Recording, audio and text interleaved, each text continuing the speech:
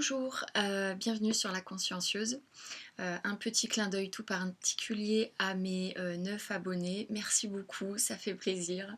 Et aux autres qui passeront par là.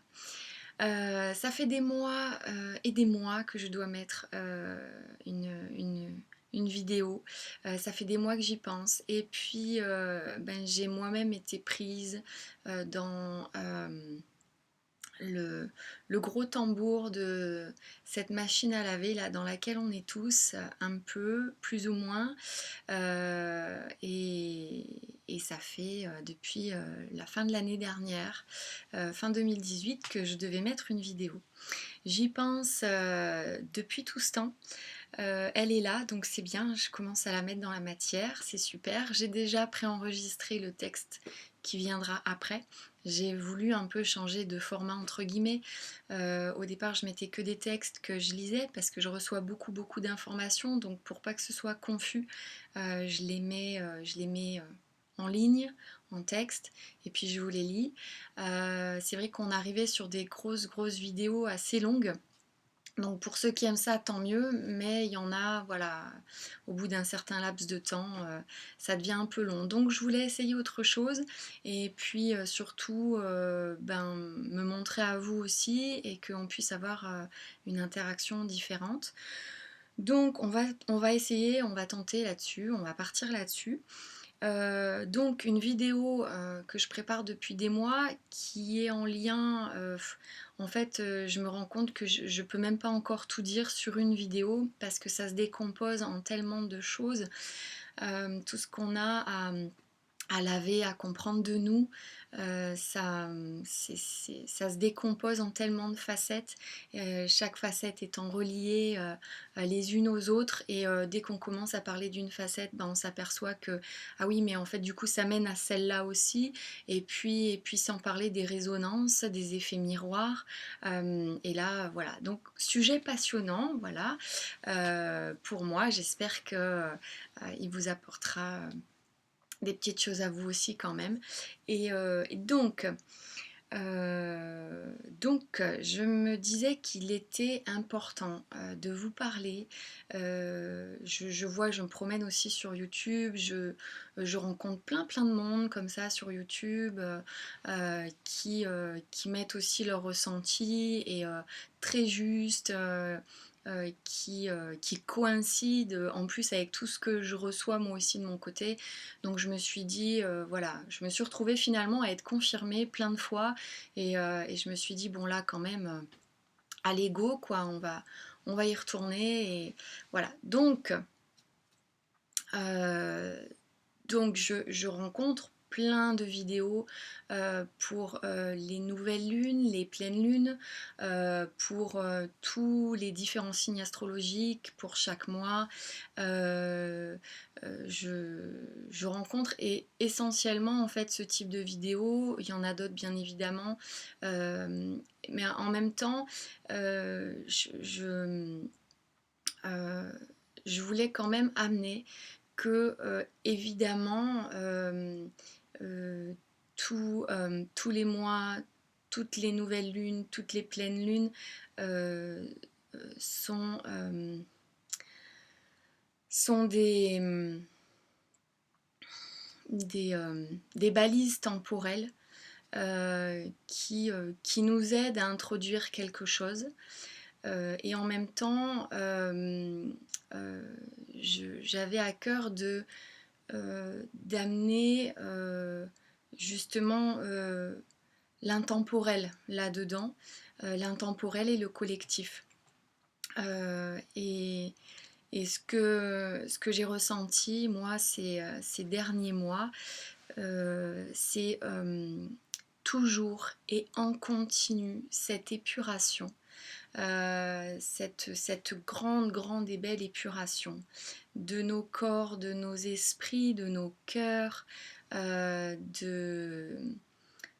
même dans la matière, tout ça, ça s'exprime, ça s'épure, ça, voilà, on parle de plus en plus de minimalisme, de gens qui épurent au maximum l'intérieur de leur maison. Il y a des tas de vidéos là-dessus, ça s'imprime, voilà, ça arrive. Et voilà, dans nos corps aussi, ça arrive, dans nos esprits. Et je voulais nous rappeler que euh, chaque moment de notre vie, je peux même pas dire chaque jour, parce que sur une journée, il y a tellement de moments aussi, c'est que à chaque souffle, on a la possibilité de se réactualiser, la possibilité de prendre conscience en une seconde de tout un tas de trucs et, euh, et de commuter finalement, comporter bien des choses et de commuter justement cet état de libération. Alors, d'autres l'appellent l'éveil. Y a plein de mots qui sont mis sur ces états de conscience émergents. En même temps, euh, l'important, c'est euh, d'observer que on est en ajustement permanent, c'est-à-dire que à chaque instant, on se réajuste, on se réactualise, on est imprégné par les énergies environnantes, on reçoit, voilà, on reçoit. Donc on reçoit beaucoup de choses en ce moment. Et nos corps ont besoin de temps pour imprégner tout ça. Et nos esprits aussi, et pour pouvoir laver tout ça, pour pouvoir réaliser euh, dans les deux sens du terme, donc réaliser ce qu'on ne voyait pas avant, pour finalement réaliser dans la matière la plus belle version de tout ça, quoi. Et donc, j'ai envie de dire un gros aparté, une parenthèse pour commencer, pour peut-être nous inviter à nous détendre sur par rapport à ce mécanisme qui en nous, où on se dit, où on pourrait avoir tendance à se dire ouh là là, cette pleine lune là, ou c'est la nouvelle lune, donc ah ben à la fin, ça va être fini comme situation, où on espère, où on reste toujours un petit peu dans une espèce d'attente que ah ben ça va être fini, quoi, ça va être lavé. Et finalement, sans qu'on ait vraiment à faire quelque chose. Bien évidemment, c'est, ça part aussi de nous, et si on compte, parce que finalement, attendre la prochaine nouvelle lune, attendre le prochain événement, le prochain portail, finalement, ça nous met dans une espèce de petite attente, et comme si on attendait quelque chose de l'extérieur. Mais du coup, dans l'énergie à l'intérieur de nous, ça ne... on est encore très subtilement quand même en attente. J'espère que je me fais bien comprendre. Et là, en fait, on nous pousse à sortir de tout ça, à sortir de tout schéma d'attente, à toute pensée de ça va venir, je fais plus rien, ça va venir. Il y a toujours cette part de nous qui a besoin aussi d'œuvrer à sa propre existence. Et justement, c'est quand on va la connecter que justement certaines choses peuvent s'emboîter. Parce qu'on est dans la co-création avec la vie, donc c'est comme si finalement la vie ne pouvait rien faire sans notre accord. Donc tant qu'on rentre pas, on donne pas l'impulsion, ben, tant qu'on n'ouvre pas la porte, tant qu'on n'ouvre pas un espace, la vie ne peut pas le remplir. Donc c'est à nous de faire ces choix-là, d'acter, quoi, d'actionner, de valider à la vie que c'est bon, on se met en route, et là, on nous amène des choses. Donc, justement, c'est, j'ai ressenti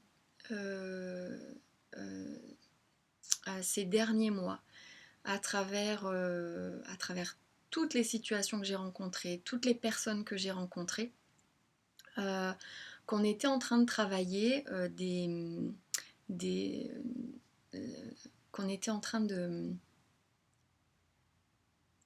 d'être lavé de tous nos schémas de dépendance, mais vraiment de dépendance à tous les niveaux, que ce soit dépendance physique, c'est-à-dire boire, fumer, manger à l'excès, avoir des addictions comme ça, ou nos comportements, d'autres comportements addictifs, dus à notre éducation, dus à comment on a été élevé, dus à nos formatages inconscients, parce que quand on était petit, on a grandi dans telle ou telle famille, et que dans telle ou telle famille, il y avait telle chose, tel rituel, telles habitudes. Et du coup, on fait, finalement, on se rend compte à un moment donné qu'on fait tout ça par automatisme, jusqu'à se dire, mais attends, mais qu'est-ce que je suis en train de faire là? C'est n'importe quoi. Euh, et on se retrouve en face d'un comportement qu'en fait on ne supportait pas des adultes qui étaient à côté de nous quand on était enfant, qui nous a fait souffrir quand on était enfant, et on se retrouve finalement à le reproduire. Et en fait, voilà, c'est ce mimétisme-là, ce sont ces comportements-là qui en plus nous pourrissent la vie de nos enfants ou de ceux avec qui on est, parce que finalement on est dans des espèces de répétitions, de j'essaie de trouver un autre mot. Et en fait, on ne se rend pas compte qu'on reproduit, qu'on reproduit, qu'on reproduit. Et ça nous bouffe, parce que nous-mêmes, on tourne en rond, on reproduit, donc on tourne en rond et on ne sort pas de cette boucle. Et en fait, c'est comme si ces derniers mois, on nous avait bien fait regarder le fond du truc dans lequel on était en train de tourner en rond, pour nous montrer quelles étaient finalement nos addictions, nos habitudes toxiques, entre guillemets, euh, même ces habitudes euh, compensatrices en termes de consommation, hein, dès que ça va pas, des fois on a remarqué, on va s'acheter un truc, alors les nanas c'est le shopping, les hommes c'est peut-être plus d'autres choses, des jeux, des, des paris, euh, des choses comme ça.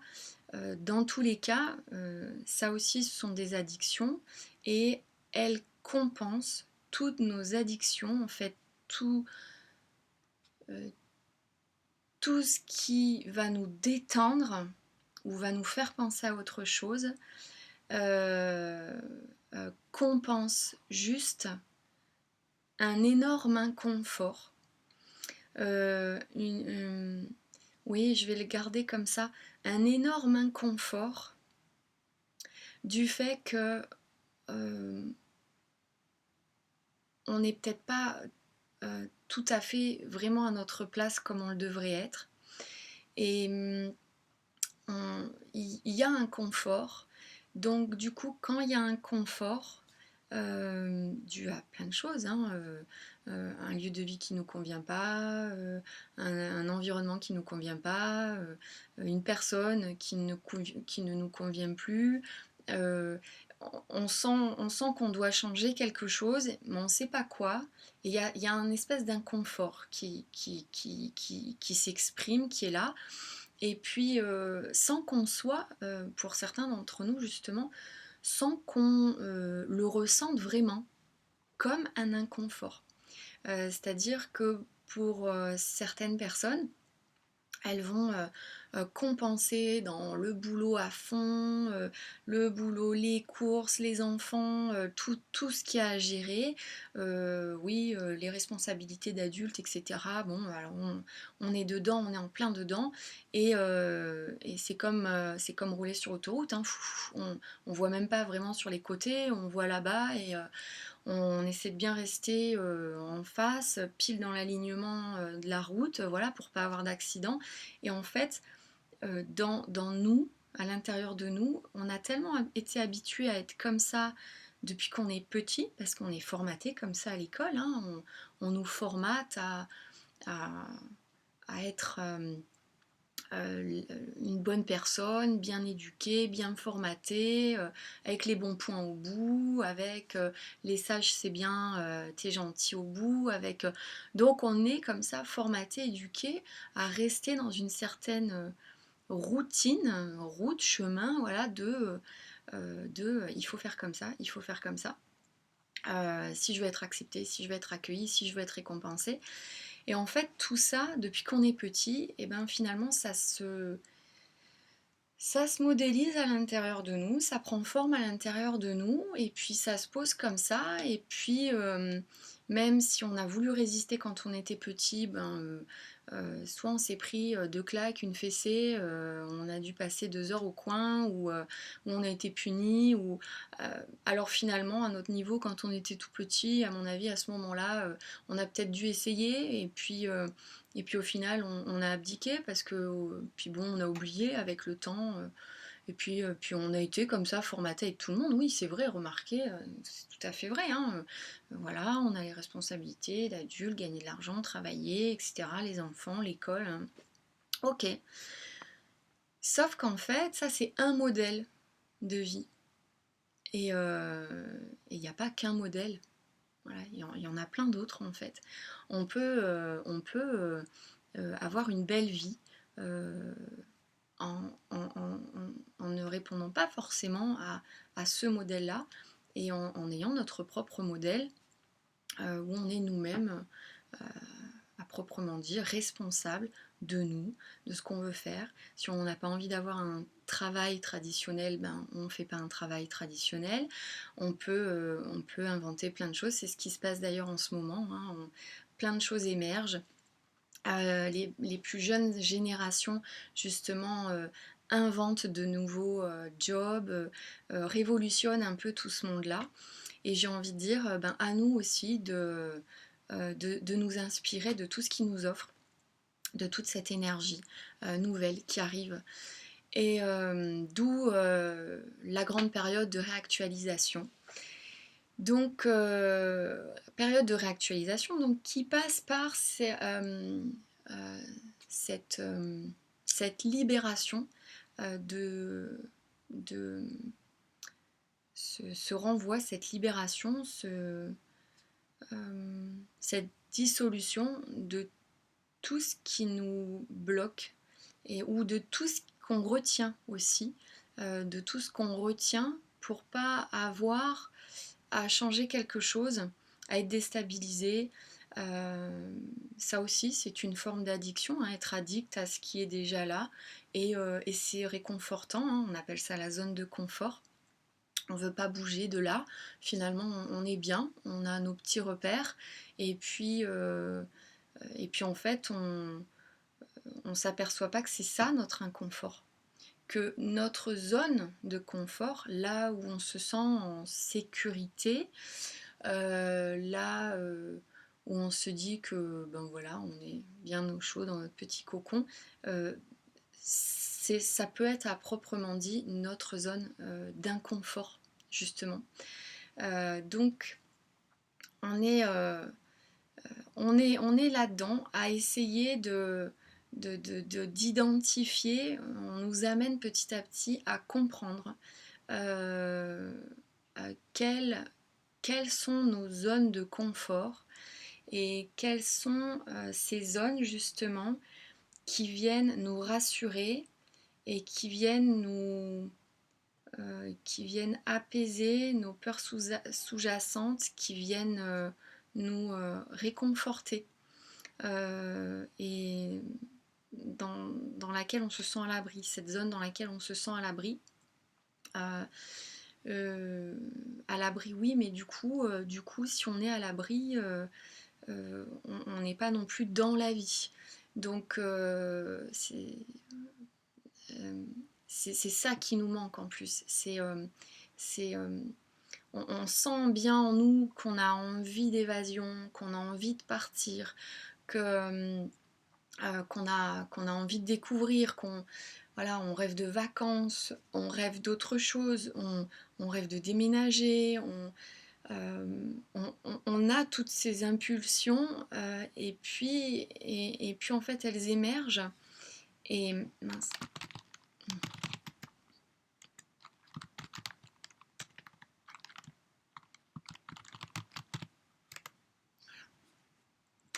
Euh, on sent bien en nous, et c'est très intéressant d'arriver à identifier ça, c'est que on sent en nous le ah oui, en ouvrant le magazine, en regardant un reportage à la télé, en, en regardant un témoignage, en n'importe quoi, on sent en nous l'aspiration, le ah oui, moi aussi, j'aimerais tant faire ça, j'aimerais tant vivre ça. Et vous savez, ce petit mouvement, oui, mais en fait, et là, la raison se met en route, il y a ça, il y a ça, il y a ça. Donc, et on descend de plusieurs étages jusqu'à retourner à la cave et à se dire non, mais de toute façon, je peux pas parce que les obligations, le travail, l'argent aussi, le là, bon, bref. À côté de ça, il y a des gens qui ont vécu ça et qui finalement ont fait le choix de répondre à leurs envies. Alors bien sûr, ça s'est fait petit à petit. Alors il y en a qui ont la possibilité de le faire comme ça, de trancher d'un coup et de tout changer d'un coup. Et puis pour certains, ça fait partie d'un chemin d'expérience, un chemin d'évolution. Euh, et un chemin, comme je disais,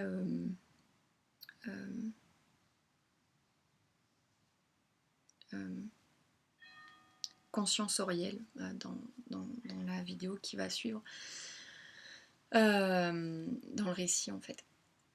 Donc voilà, on est dans cette expérience, on vit l'expérience ok, de cette dénivellation. J'en parlais un peu là dans ce que je disais.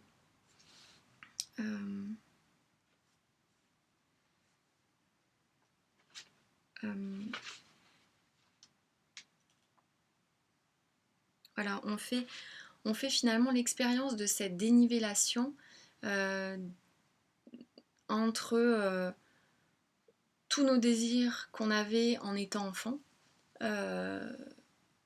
tout ce qu'on voulait vivre, tous nos rêves, toutes nos aspirations, et qu'on n'a pas pu mettre en place parce que on s'est fait raisonner, quoi. Nos parents qui étaient là quand on était petit, ou on n'a pas pu peut-être faire les études qu'on voulait, on n'a pas pu faire le job qu'on voulait, nos parents nous ont imposé autre chose. Donc tout un passif qui fait qu'on est à un niveau aujourd'hui, mais qui n'est pas celui vraiment qui nous convient. Et parce que celui qui nous conviendrait et qui nous mettrait vraiment en joie, ce serait le projet qu'on a là, et depuis plusieurs années peut-être, et qui est là et qui gratte et qu'on n'ose pas parce que... Et en fait, on en arrive là aujourd'hui.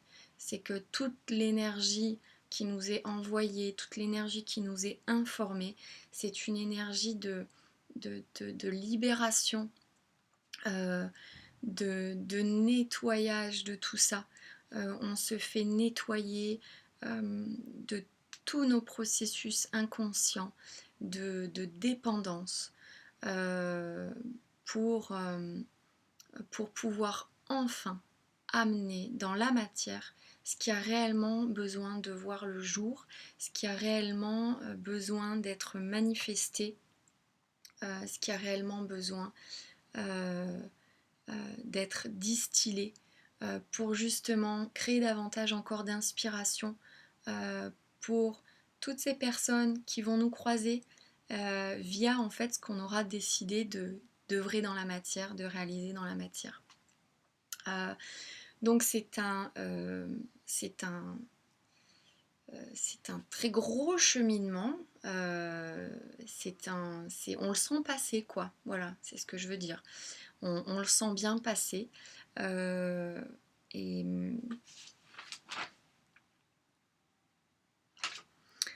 je pense que je vais m'arrêter là, même si J'ai encore plein de choses à dire. Je pense que ça fera l'objet d'une autre vidéo. Je ne sais pas du tout où j'en suis dans le... Ouais, je suis déjà à 24 minutes. Donc, il y aura juste après le, le petit texte que je vous ai enregistré pour... en vue de nettoyer justement, en vue de verbaliser des choses qui peuvent passer dans nos vies et, et qui, quand on les entend verbaliser, on peut les... elles peuvent partir, elles peuvent être dissoutes, voilà. J'imagine que vous avez peut-être eu déjà cette expérience, j'en reparlais avec une amie hier, euh, qui, euh, qui me disait, ben écoute, oui, elle dit, tu vois, tout ce que tu me dis, je le savais. Elle dit, mais je le savais vraiment profondément, mais j'avais besoin de l'entendre. Donc, ben, pour, voilà, pour que ça parte et pour aller mieux. On a juste des fois besoin de mettre des mots sur des choses ou de s'entendre peut-être confirmer quelque chose pour pouvoir le lâcher. Donc voilà, ce petit texte derrière que je vais vous lire, il est là pour ça.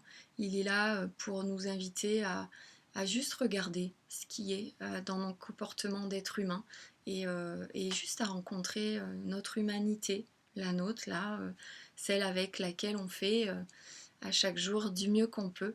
Et puis justement, l'humanité qui nous entoure, tous ces autres nous qui sont autour de nous et qui espèrent la même chose, qui espèrent juste la joie, la libération, d'être bien, d'être heureux. Je vous embrasse très fort, je vous remercie pour votre écoute et à très bientôt et j'espère à très vite pour une autre vidéo. Bye bye. Un été pour tout changer, ici ou ailleurs, l'expérience se fait. Cela fait déjà plusieurs mois que ça se met en place, que ça prend forme. C'est comme si ce qui pouvait sembler être une ou plusieurs options il y a quelque temps encore se contractait en une impérieuse nécessité, en une évidence, en une espèce d'obligation, mais pas si contraignante que ça finalement.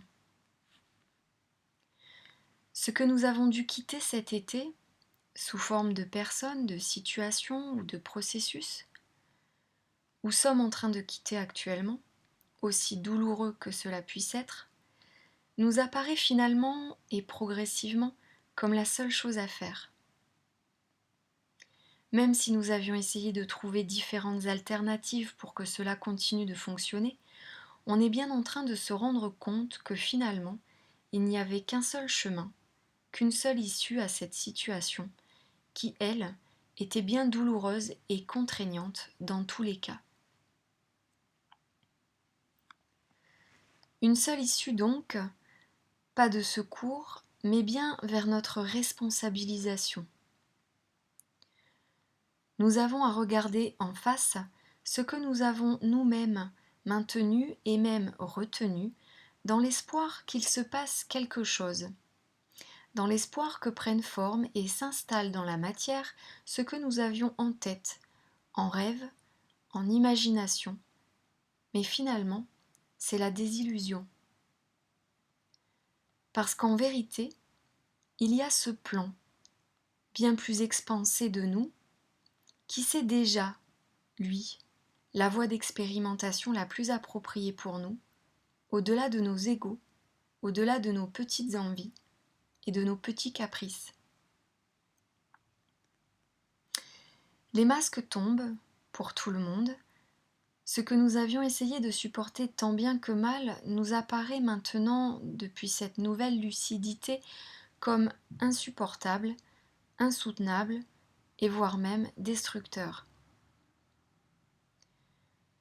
Nous regardons en face toutes ces illusions maintenues et qui sont progressivement en train de se dissoudre, laissant place à une plus grande profondeur, à plus de perspective et d'expansion.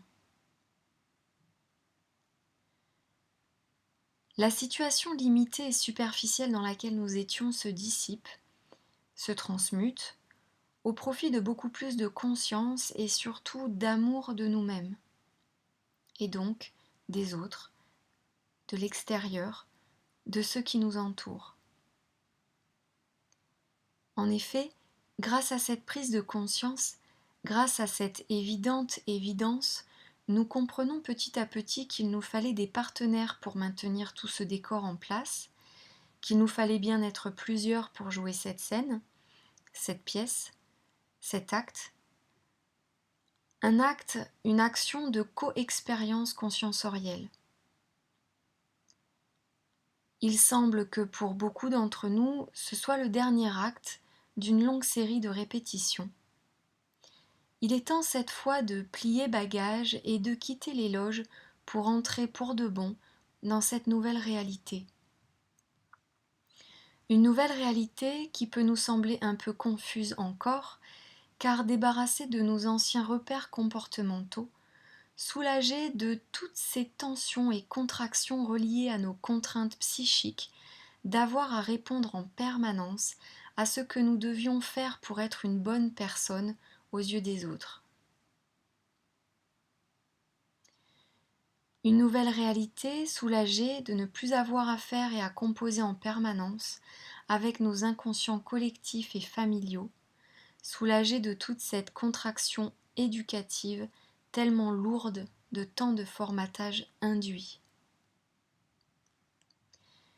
Nous sommes petit à petit, via différents événements et circonstances, déconstruits de toute limitation et restriction, pour enfin apprendre par nous-mêmes à nous ressentir, à ressentir ce dont nous avons vraiment besoin, sans être dans quelque résistance que ce soit.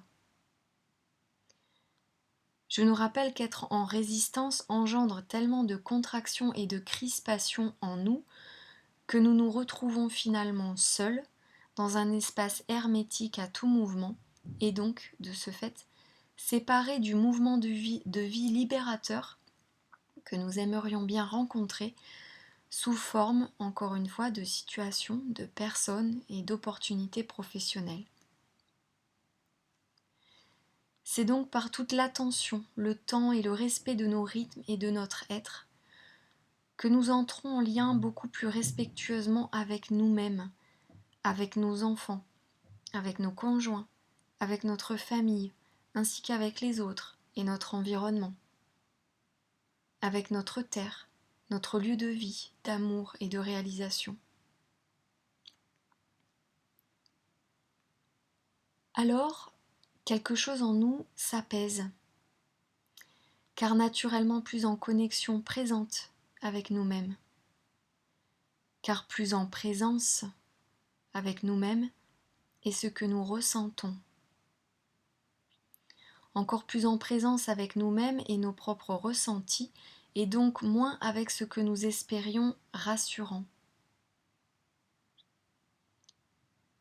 Nous comprenons alors que nous retenions toute une accumulation de personnes, de situations et d'objets en vue d'apaiser cette partie de nous inquiète à l'idée d'être seule, d'être sans repère, d'être sans amis, sans travail, sans personne à s'occuper, mais aussi cette partie de nous qui a tant besoin d'être acceptée, accueillie, reconnue et valorisée.